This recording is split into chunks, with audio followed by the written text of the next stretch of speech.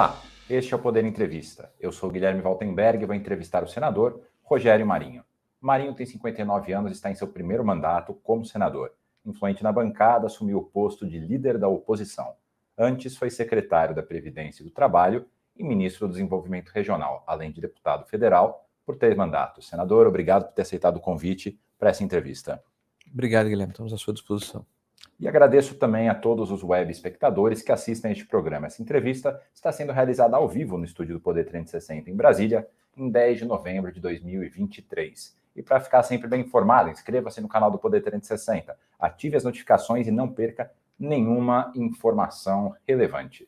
E eu começo a entrevista perguntando: senador, a oposição se colocou contra a reforma tributária, mas o governo anterior, que o senhor apoiava, também falava em fazer uma reforma do setor. O que mudou? Bom, nós não fomos contra a reforma tributária, nós fomos contra essa reforma tributária.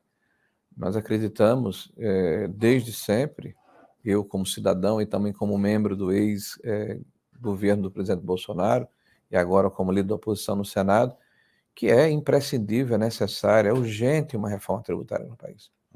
E que o projeto apresentado em 2019, tanto a PEC 45 como a 110, uma tramitou na Câmara, outra no Senado, são projetos que têm méritos e poderiam e podem, ainda espero que haja alguma correção na Câmara, serem bons projetos para o Brasil. Retirar essa litigiosidade que existe entre os ICMS, diminuir a cumulatividade entre as cadeias produtivas, simplificar principalmente o PIS/COFINS, trazer o país para uma simetria com outras economias mundiais que já têm um imposto similar, que é o IVA, com o Imposto sobre Valor Agregado, resolver essa distorção entre origem e destino, trabalhar contra essa guerra fiscal que realmente não é boa para o país. Então, são conceitos que nós sempre defendemos. A nossa crítica é que, entre a votação do projeto original, que foi apresentado e o que efetivamente saiu da Câmara e posteriormente foi aprovado no Senado, as excepcionalizações que ali foram alocadas, os regimes especiais, né, e também os fundos que foram criados para atrair os governadores para a reforma, tornam esse projeto inexequível. E nós vamos ter, e aí eu quero fazer aqui a minha primeira afirmação, mais enfática, nós teremos, no período de transição deste governo, que vai terminar com o próximo governo, que, se Deus quiser, será um governo de direita, conservador, preocupado com o país e com a condição fiscal, a necessidade de fazermos uma PEC de ajuste nessa questão tributária, para que ela efetivamente possa ser implantada sem prejuízo para o país. O que seria essa PEC de ajuste tributário? Olha, primeiro, eu vou tentar ser menos prolixo possível, mas só para as pessoas entenderem. Quando terminou a votação na Câmara, o Ministério da Fazenda, 45 dias depois, soltou uma nota técnica, mais de 40 dias depois, fazendo uma avaliação de qual era o impacto que existiria na taxa média, na tarifa média do IVA, que é o resultado dos 5 impostos que seriam compilados no CBS e no IBS. Então, ele partia de um patamar de 20% a 25% ou de 22% a 27%. O fato é que são 5 pontos percentuais a mais em carga tributária. Isso dados do Ministério da Fazenda, certamente oriundos do Tesouro, da Receita, dos órgãos que assessoram o Ministério da Fazenda. Quando terminou a votação no Senado, foi apresentado, desculpe o texto, pelo senador Eduardo Braga, o ministro vai a público 1 dia ou 2 dias depois e afirma que houve um incremento de 0,5% que iria para 27,5% a tarifa média. Só que ele fez essa afirmação sem nenhum estudo, sem nenhum modelo para rodar cenários, né? Me parece um chute do ministro Fernando Haddad, né? Escutando certamente seus assessores, mas não tem um embasamento técnico de um estudo que não foi apresentado. Até hoje eu não vi esse estudo. O relator aceitou mais de 230, 240 emendas, 30 e tantas emendas entre a apresentação do relatório e a votação, que foi 24 horas depois, e emendas durante o processo da votação. Então, é possível inferir que essa tarifa média vai chegar a 30%, pelo menos, como dizem vários economistas renomados. 30%, imaginando que o patamar hoje é de 22%, são 8 pontos percentuais. Aí, a mais de tarifa, não, a mais de tarifa de IVA. Aí vamos lá. Mas a carga é neutra, porque o que vai nos interessar é que o nível de arrecadação se mantém o mesmo, porque alguns setores vão ter a sua tarifa reduzida ou zerada e outros vão ter a sua tarifa acrescida. Só que para manter o nível ótimo de arrecadação, ou seja, o nível ideal de arrecadação, esses setores que terão suas tarifas acrescidas, eles terão uma tarifa muito acrescida, né, para compensar aqueles que tiveram abaixo. Tanto é que esses 8 pontos significam alguma coisa como 400 bilhões de reais a mais de isenções. Nós já temos 500 bilhões no orçamento. Uhum. E qual é a relação desses 400 bilhões a mais de isenção? Cada ponto percentual de tarifa é meio ponto do PIB. Uhum. São 8, imagine que o PIB seja 10 trilhões, a gente está falando de 400. Um orçamento com 900 bilhões de reais de renúncia fiscal significa certamente a necessidade de aumentar a carga tributária em setores que não têm a proteção dada pela legislação e pela PEC, e essa sobrecarga, estressar essa capacidade contributiva desses setores, naturalmente, eu não preciso ser aqui um economista renomado para fazer a afirmação de que vai gerar elisão fiscal, sonegação, evasão, contrabando, erosão da base tributária, ou seja, diminuição dos valores arrecadados em função da diminuição da base, com esses argumentos que eu coloquei anteriormente, e por via de consequência, aumento de tributos, porque não há, dentro do projeto, uma trava. Há uma referência que foi criada. O senhor tentou aprovar uma emenda pelo com uma senador trava, Eduardo né? Braga, né, que, na verdade, é uma referência entre 2012 e 2021, da média do que foi arrecadado pelo setor, que dá 12,56% do PIB, e que, inclusive, já começa com a pegadinha, porque em 2022, e isso aferido em 23 pelo Tesouro, essa média de 12,56 cai para 12,01. Então, se eu estou afirmando que o piso ou o teto é 12,56, já estou dizendo que eu já posso crescer 55 bilhões de reais a mais de tributação. Tá? E veja, por que não foi até 2022 a média? De 2013 a 2022 já estava dado. Porque aí ele só poderia aumentar a média em 15 bilhões. E isso não é uma trava, é uma referência. Não há nenhuma penalidade se o governo aumentar a tributação. Então, quer dizer, na sua avaliação, as principais consequências dessa reforma é levar à elisão e, em segundo lugar, aumentar as desonerações que a gente tem no país. Houve um excesso de desonerações, principalmente porque o governo se omitiu no processo de negociação. O Bernardo Api acompanhou. Bom, a votação que ocorreu na Câmara, pela forma como se deu, eu não preciso compulsar o passado, está aí, todos os jornais deram, todos os meios de comunicação. O projeto é apresentado, uma aglutinativa é feita 2 horas depois e acontece a votação com dispensa de interstício no mesmo dia. Então, mais de 160 artigos diferentes, né? Quase 2 centenas de artigos, diversas negociações foram feitas de última hora e que impactaram a reforma, e a votação ocorreu. Sim. E o governo não participou das simulações em função das tratativas que foram feitas. Eu, quando tive a oportunidade de conduzir a reforma previdenciária, nós tínhamos uma equipe de técnicos, de atuários, e qualquer mudança que era proposta, imediatamente rodávamos o modelo em 24 horas, 36 horas, nós tínhamos o impacto daquilo dentro do sistema, porque nós temos que ter responsabilidade. Ora, se o governo não participa, mesmo com todos os instrumentos que ele tinha à disposição, é evidente que a possibilidade de que haja distorção no processo é muito grande.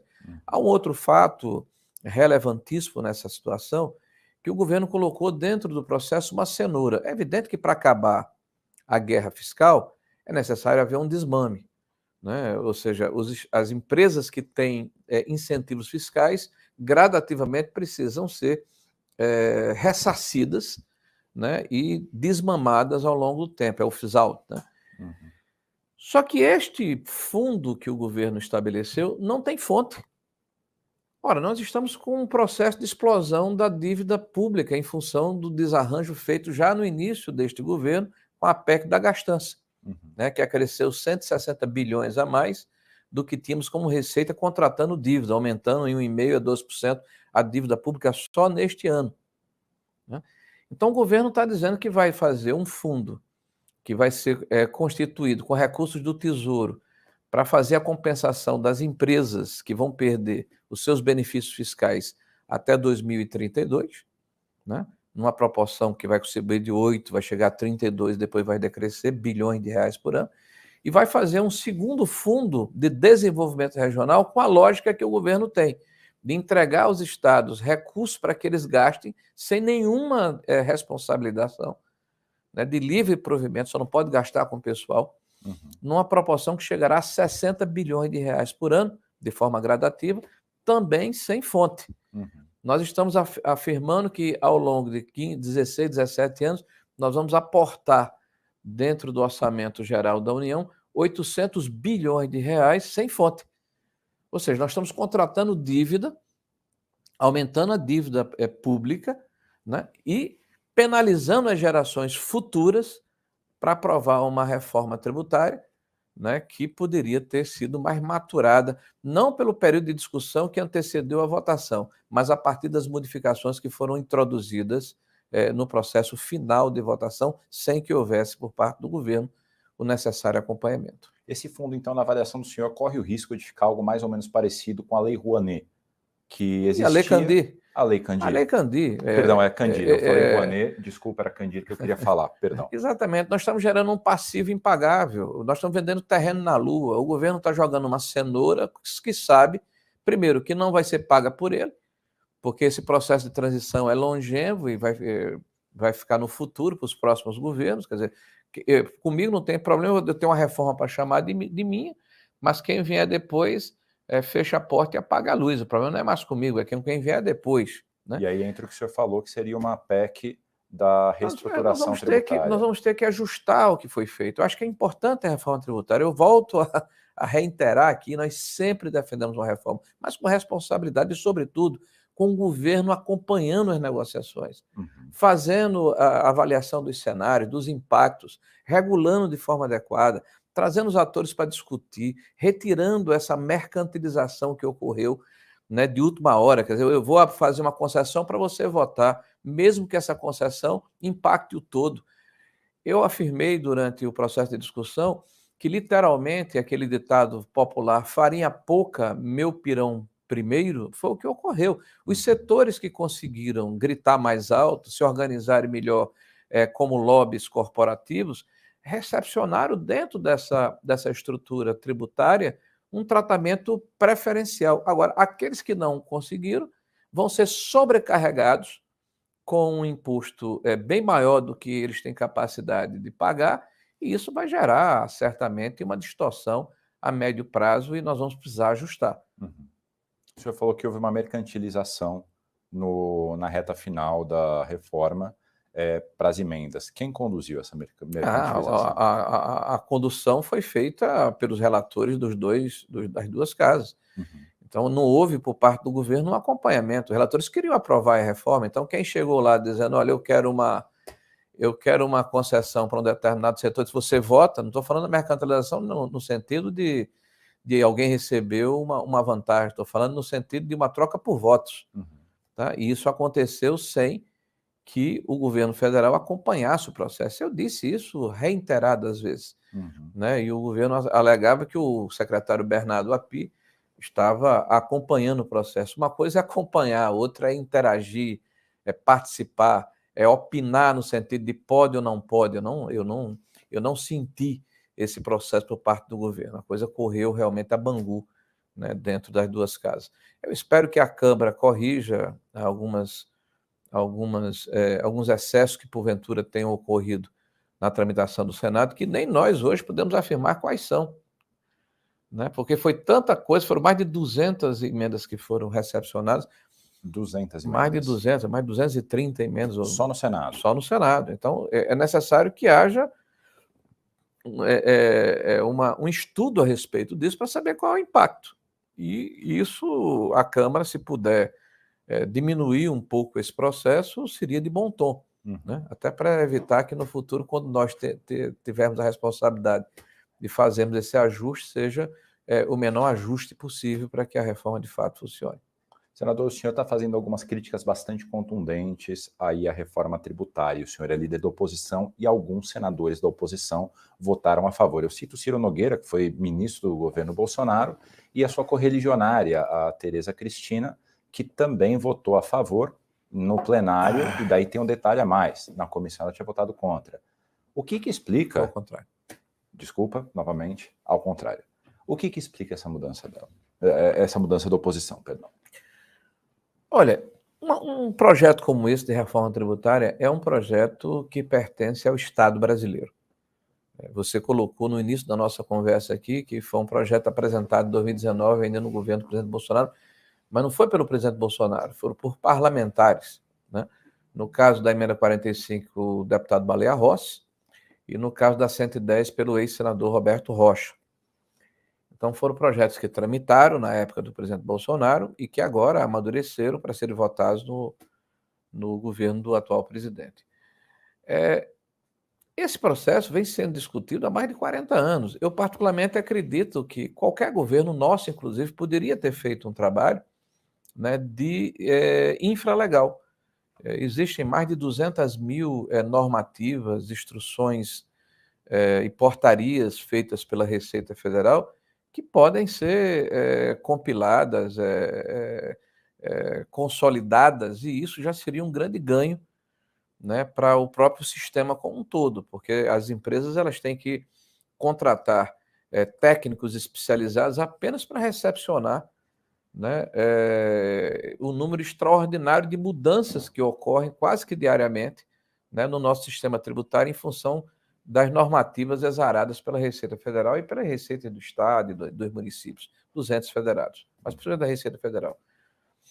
Mas isso não aconteceu, né? Nós chegamos a um momento em que, por exemplo, a simplificação do PIS/COFINS poderia ter sido feita, né? Um trabalho, o governo federal, o nosso governo enviou um projeto na questão da renda, que passou na Câmara, né, e não chegou ao Senado da República. Então, houve tentativas, agora tracionou graças ao Congresso Nacional.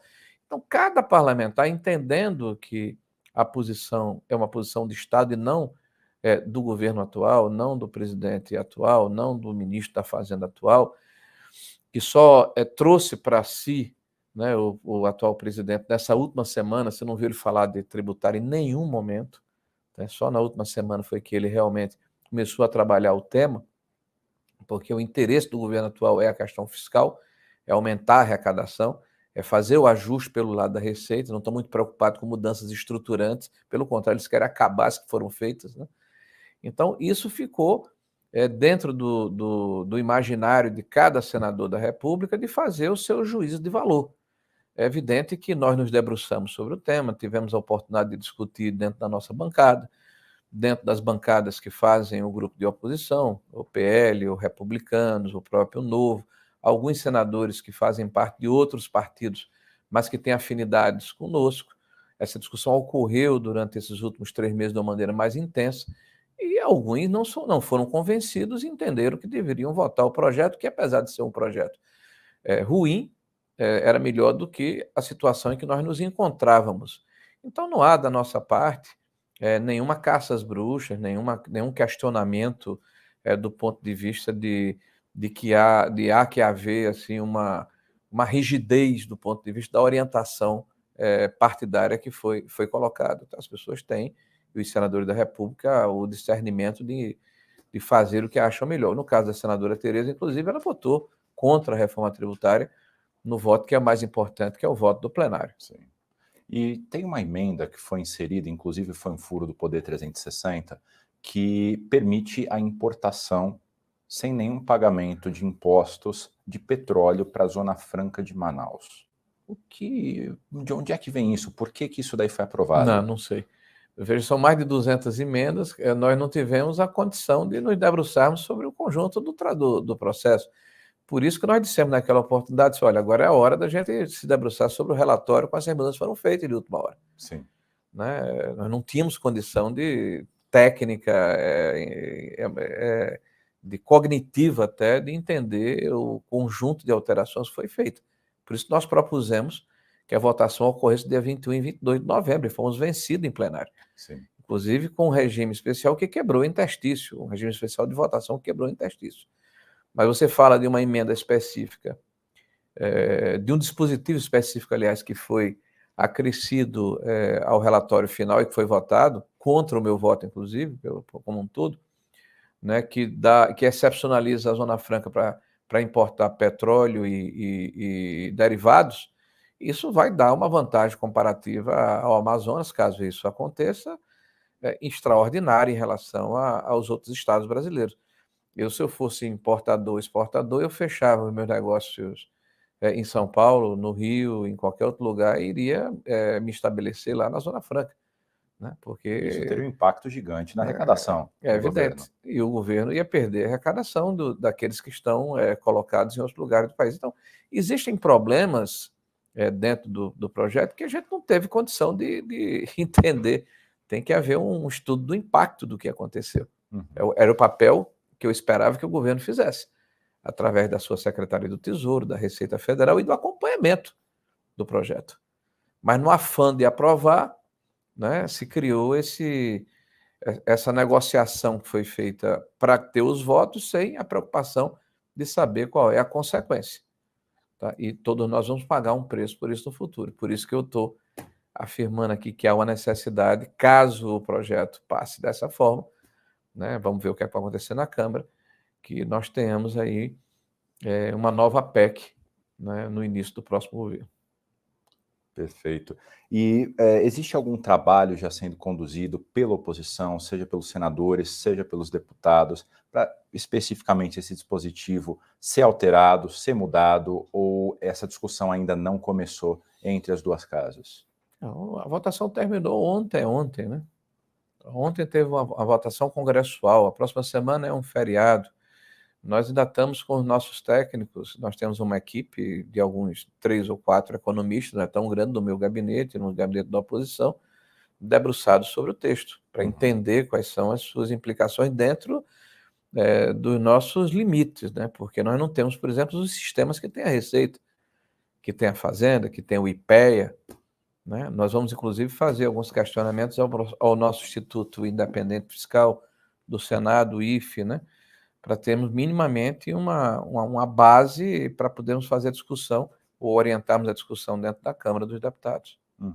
O governo está tentando fazer um ajuste fiscal pelo lado da Receita, mandou uma série de projetos que, teoricamente, ampliam ali a arrecadação. O último foi acabar com a subvenção do ICMS. Só para o nosso espectador estar um pouco mais familiarizado com o tema, hoje em dia, se um Estado dá um benefício no ICMS, a empresa pode usar esse benefício para abater do imposto de renda, ou seja, um Estado dá um benefício que impacta também a União. Esse projeto, para acabar com esse processo, pode passar, vai passar? Como é que a senhora avalia? Olha, eu acho que esse projeto ele está alinhado com a reforma tributária que quer combater a guerra fiscal. Então, em tese, ele é interessante. Ocorre que o governo quer receber de forma retroativa das empresas o que já foi dado sem que essa lei existisse. Então, veja, no Brasil, o que está a coisa julgada, né, a previsibilidade, a segurança jurídica para quem quer empreender, para quem quer investir, para quem quer alocar recursos que geram emprego e renda a longo prazo, fica fragilizado com esse tipo de recado que o governo tem dado no afã de arrecadar. Uhum. E não é a primeira vez. O governo atual, né, do PT, né, ele começa o ano ingressando com uma ação pela Advocacia Geral da União contra o processo de capitalização da Eletrobras. Então, me parece assim de uma agressividade, de uma falta de discernimento que custa acreditar. Só acreditei quando, de fato, a ação foi impertrada, né, foi materializada, né?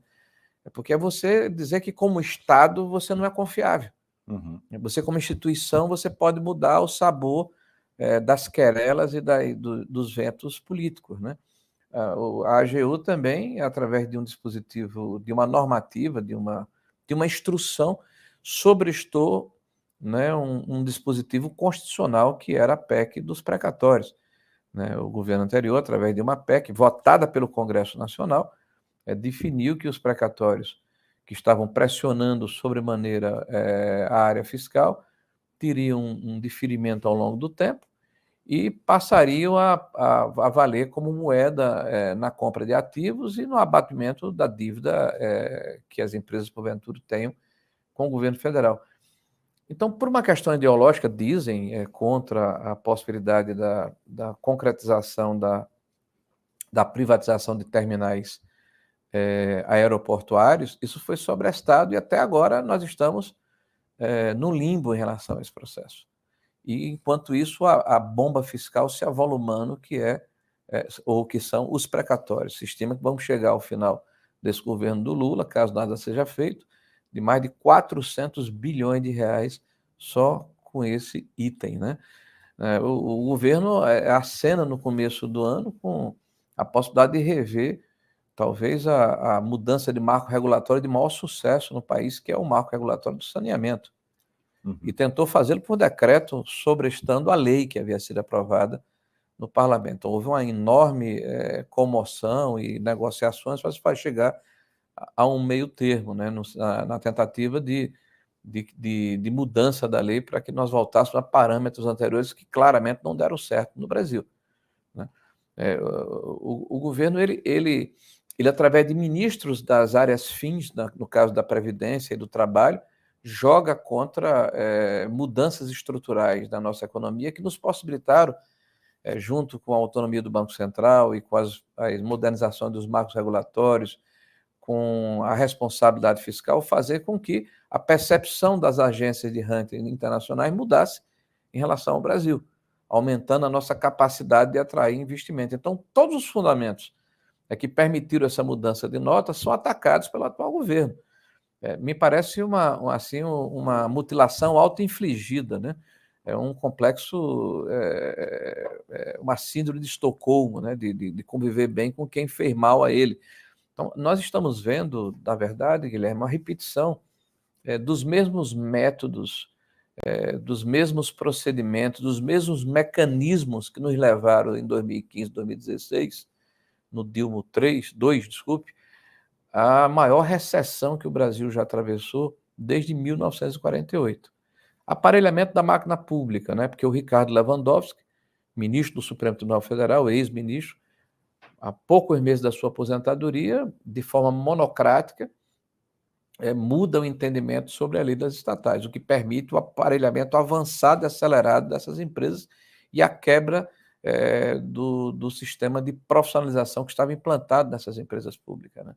Então, o prejuízo de 180 bilhões de reais por ano que foi legado em 2016 transformou-se num superávit no último ano do governo do presidente Bolsonaro de 150, 160 bilhões de reais. Mas ali teve receita extraordinária, né? Ali não foi só o trabalho de higienização fiscal, não é? Também a política de desinvestimento, porque o Estado começou a trabalhar no que é essencial. Mas tudo isso está sobrestado, né, por esse novo governo com essa nova visão de país, né? Mas eu não tenho dúvida que os mesmos elementos que foram acostados estão sendo acostados agora. Então, aparelhamento da máquina pública, entrega de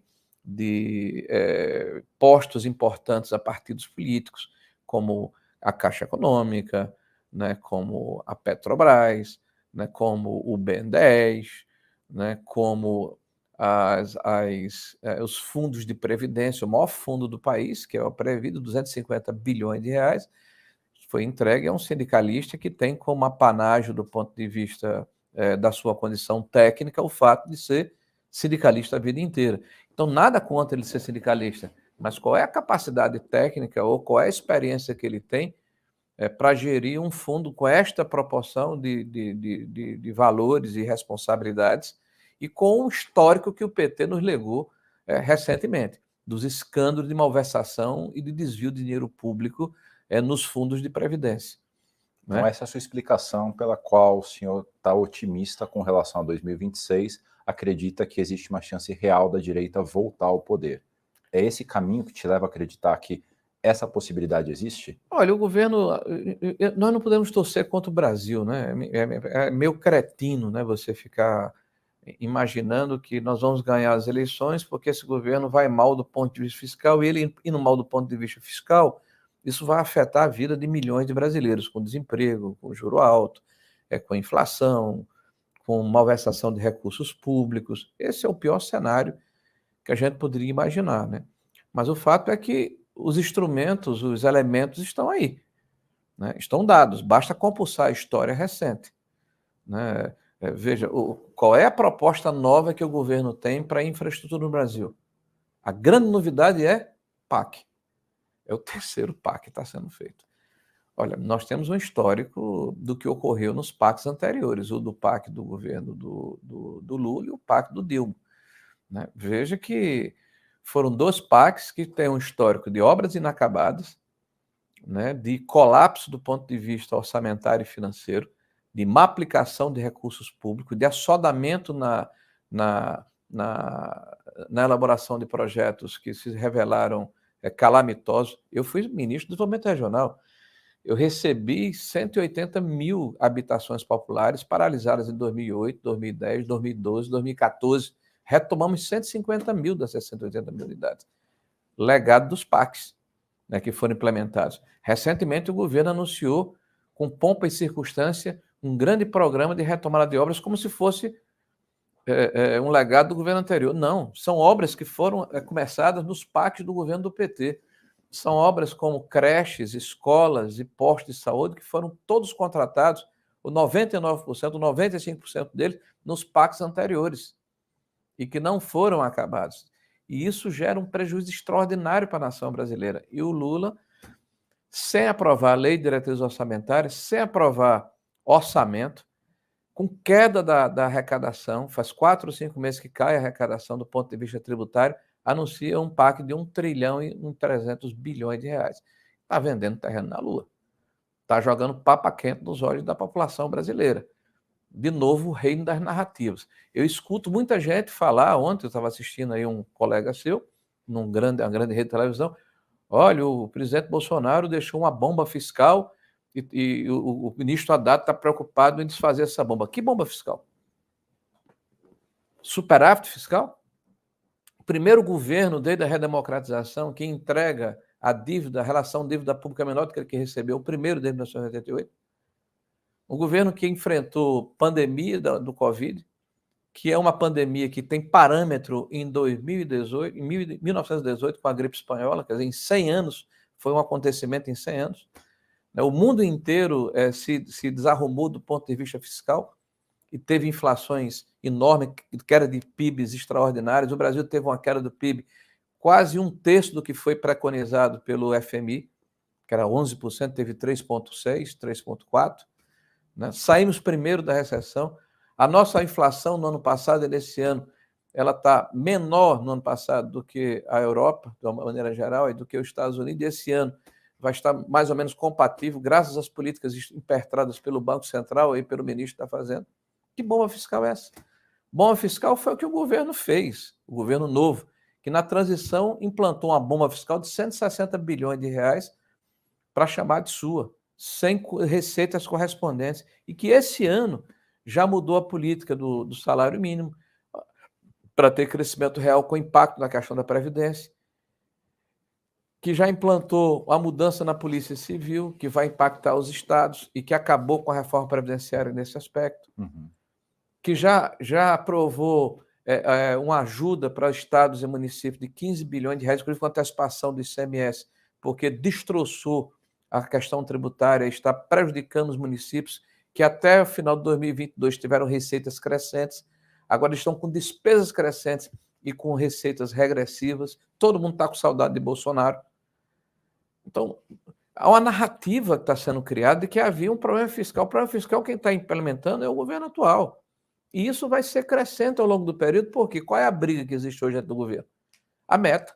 E eu disse quando foi votar o arcabouço, vocês não vão cumprir a meta no próximo ano. Eu errei. Eles não vão cumprir a meta esse ano. Eles já abriram mão da meta antes do ano chegar, do ano subsequente, que a meta do arcabouço seria para o ano seguinte. Então, eles já abriram mão antes de começar o ano. Por quê? Porque o governo é irresponsável. E isso vai gerar, no futuro, desemprego, inflação. Isso vai gerar diminuição de investimento de médio e longo prazo, porque quem investir no Brasil diz, poxa, primeiro não há previsibilidade nem segurança jurídica, e depois o governo faz sempre o ajuste pelo lado da receita, que é aumentar as despesas, que é aumentar as receitas e aumentar as despesas. Não se preocupe em fazer a reforma administrativa, melhorar a qualidade do gasto público, verificar de que forma ele pode trabalhar na eficiência da máquina. Então, o governo não está preocupado com isso. O governo está preocupado em gastar cada vez mais. Essa é a discussão que ocorre hoje dentro do governo. Por isso, eu acredito que, aliado a uma pauta que as pessoas têm dificuldade de falar, que são as políticas identitárias promovidas pelo governo atual, né? Políticas que se contrapõem ao que pensa o brasileiro médio. Quais políticas? O senhor pode citar A questão algumas? do aborto. Tá? Mas isso aí foi tratado mais pelo STF, não pelo governo. O próprio governo, através do Ministério da Saúde, emitiu orientações no sentido de instrumentalizar a rede de saúde pública para trabalhar o aborto, né? As políticas ligadas à questão ideológica na educação, né? Recentemente nós vimos a questão do Enem, né? O próprio confronto com o agronegócio, que é a parte econômica mais saudável da nossa economia. Nós temos economia sustentável, tecnologicamente encorpada, né, que agrega valor à produção, que é invejada internacionalmente e é agredida por esse governo como se fosse o inimigo, né? É a síndrome do sapo e do escorpião, né? O governo trabalha contra ele mesmo, de cima das pautas identitárias que tem. Então, é a questão da agressão ao direito de propriedade, né, com essa relação promíscua, umbilical que o governo tem com o MST e com o MTST. E esse governo tem vergonha de assumir as suas pautas, né, na hora em que é candidato, porque faz de conta que não tem nada a ver com isso. Você veja, o Boulos é candidato a prefeito de São Paulo, né? Ele esconde o fato de que ele defende a ocupação de áreas privadas, né? Ele esconde o fato, por exemplo, que ele tem uma identificação com os movimentos que praticam baderna e depredação em prédios públicos, né? Então, essa é uma situação em que o governo vai ter muita dificuldade, né, de lidar com a opinião pública, porque está no DNA, está na identidade deles. Veja a questão internacional. Ontem eu ouvi a notícia de que o presidente atual, o Lula, estava se preparando para ir recepcionar os brasileiros que chegariam de Gaza. Deve ter chegado 6 ou 8 voos diferentes de Israel, ele não teve a mesma iniciativa, né? Tem uma assimetria na sua avaliação? Que ação política é essa? E é uma identificação, inclusive, esquisita, né? Porque a esquerda mundial, e não é diferente do Brasil, se identifica com a causa dos terroristas muçulmanos, dos terroristas do Hamas, por um único motivo, porque eles combatem os Estados Unidos. Mas os terroristas do Hamas, se for um cidadão desse aqui da Universidade Brasileira lá, cheio de brinco e de tatuagem, né, com a bandeira lá do movimento LGBT, esse cara vai ser pego e vai ser empurrado em cima de um prédio de 3 andares. Então, essas pessoas que eles defendem não comungam dos valores da democracia liberal que nós pertencemos. Tampouco são identitários, né? São poucos identitários. Nós pertencemos a uma democracia liberal que aceita as pessoas serem diferentes, né? Nós defendemos isso. Nós defendemos a pluralidade de opiniões. Nós defendemos que as pessoas tenham a possibilidade e a condição de se expressar livremente na nossa Constituição. Mas nós estamos defendendo atrocidades, relativizando ataques bárbaros, porque são cometidos por pessoas que têm afinidade ideológica conosco. E a mesma lógica que é usada, né, quando o Lula relativiza a ditadura que existe na Venezuela, que agora, inclusive, está caçando a possibilidade, está impedindo a possibilidade de que a Maria seja candidata a presidente contra ele. Apesar dela ter ganhado as primárias. Apesar dela ter ganhado com mais de 90% dos votos as primárias. E mediante um acordo que a Venezuela fez com os Estados Unidos. Uhum. Mas o Lula vai defender, não se preocupe não, que ele vai dizer que lá, relativamente, o Maduro tem razão de não permitir que haja disputa, né? Para que disputa, né? Aí você vê a Nicarágua, né? E veja, durante a campanha eleitoral, o Lula, inclusive, impetrou ações para impedir que ele fosse ligado a essa questão da amizade que ele tem com essas ditaduras latino-americanas. Uhum. Quando ele se elege presidente, fez das tripas coração para permitir que esses cidadãos viessem participar da sua posse. E Sim. Tem feito de lá para cá uma série de gestos de agrado a essas pessoas. Recentemente foi anunciado, né, a possibilidade do Brasil voltar a investir na Bolívia. Nós tivemos a expropriação das nossas refinarias na época em que Lula era presidente, né, pelo Evo Morales. Pelo Evo Morales. Parece que a gente quer repetir a mesma coisa. Vamos fazer infraestrutura na Bolívia, para daqui a 1 ano ou 2, os nossos irmãos bolivianos tomarem o que é nosso e o Lula dizer, olha, está tudo certo porque nós somos imperialistas e temos que dar um pouquinho do que é nosso aí para os bolivianos. Os nossos irmãos bolivianos são mais pobres do que nós. O senhor está alternando algumas críticas, né, ao PT, que desde o início da sua carreira política o senhor é bastante crítico ao Partido dos Trabalhadores, mas ao mesmo tempo colocando parte do que seria a pauta de direita.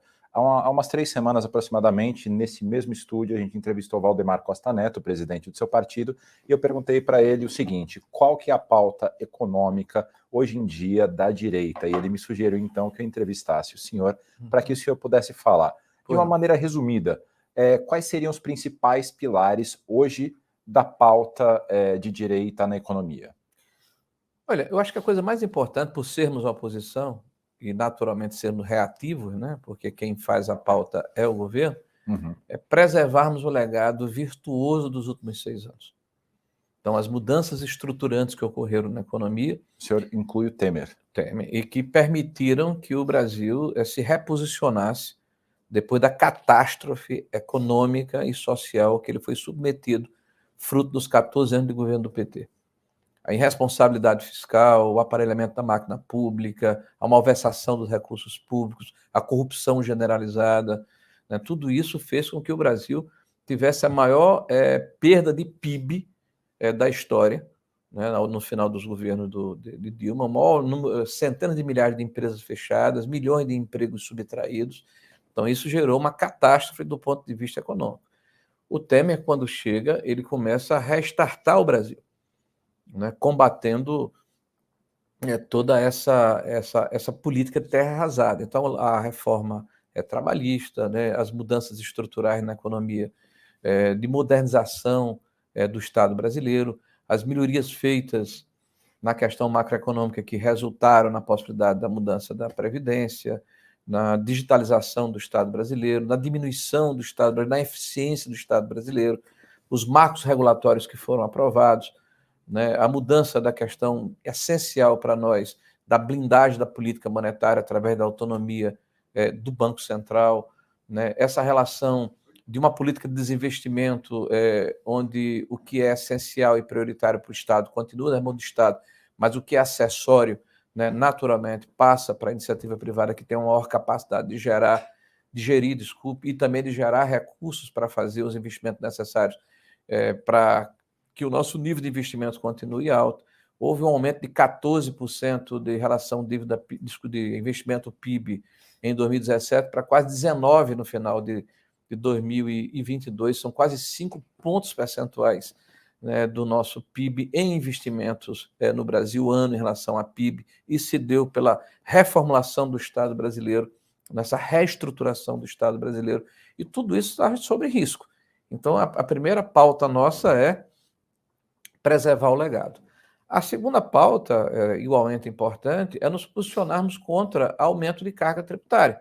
Por isso, o nosso posicionamento em relação à reforma, porque nós entendemos que da maneira como ela está colocada, apesar dos princípios serem importantes e meritórios, as exceções que foram introduzidas vão gerar aumento de carga tributária. E aí, esse ajuste está sendo feito pelo lado da Receita, né, ela muitas vezes gera receitas eventuais não recorrentes. Veja a questão do CARF. Por que é que nós votamos contra o voto de qualidade? Porque na hora em que o voto de qualidade ele deixa de existir num tribunal, num órgão que dirime disputas arrecadatórias, né, e você passa a dar essa condição de supremacia para o Estado não está mais preocupado em saber qual é a justiça fiscal. Está preocupado em impor um processo de arrecadação que depois pode ser ultrapassado no judiciário. A gente está gerando um passivo judiciário para o futuro. Está aí a questão do aumento dos precatórios. E, ao mesmo tempo, é uma despesa, é uma receita que não é recorrente. Vai acontecer agora, se vai retirar do estoque, não vai ser representado no ano subsequente. É a questão, por exemplo, que você acabou de falar, é do ICMS. O governo quer pegar o passado, que imagina que são 35 bilhões de reais, não vai acontecer no ano subsequente, né? Ele vai ter dificuldades nos anos seguintes de manter o mesmo nível, né, de receita, até porque as isenções elas vão acabar de uma vez por todas na própria reforma tributária. Então, como é que você sustenta o aumento de despesas fixas se você está acoplando ao lado receitas que não são recorrentes? Então, o buraco vai ficando cada vez maior. A dívida pública vai aumentando de forma geométrica, né? E vai desajustando a nossa economia para o futuro. Então, a nossa estratégia é, por exemplo, na hora em que o governo apresenta projetos que aumentam a receita e, na contrapartida, não apresenta projetos que organizam a máquina pública para diminuir o seu custo, isso, para nós, precisa ser olhado com cuidado e nós chamamos atenção para isso.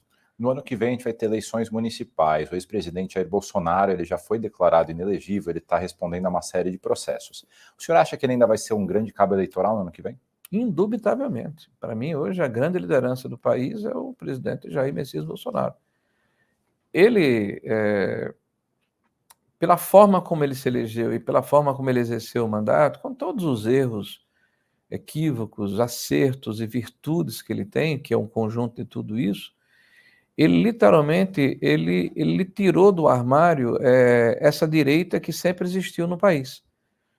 Uma direita de valores, né, que estava restrita a determinados segmentos da sociedade e não se organizava, não conversava entre si, mas também uma direita liberal, né, uma direita que tem valores que tem tudo a ver com a nossa democracia liberal, conservadora do ponto de vista de costumes e liberal do ponto de vista da economia, mas não libertária.